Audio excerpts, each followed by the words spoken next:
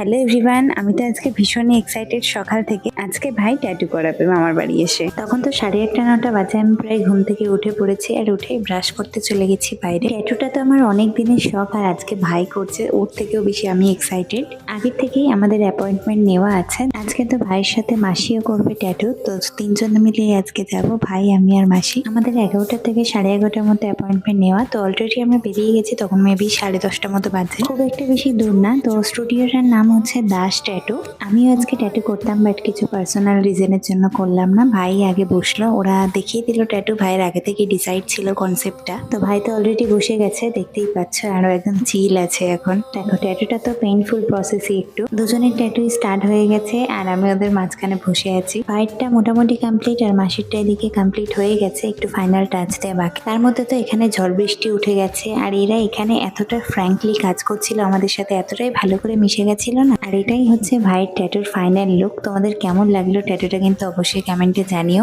আমার তো ওদের বিহেভিয়ার থেকে কাজ ভীষণই ভালো লেগেছে। এটার অ্যাকচুয়ালি কনসেপ্টে পিস আর অ্যাগ্রেশন একটার মধ্যেই আছে। দিদার শরীরটা একটু খারাপ, তার জন্য আমরা বাইরে থেকে খাবার নিয়ে বাড়ি চলে এসেছিলাম।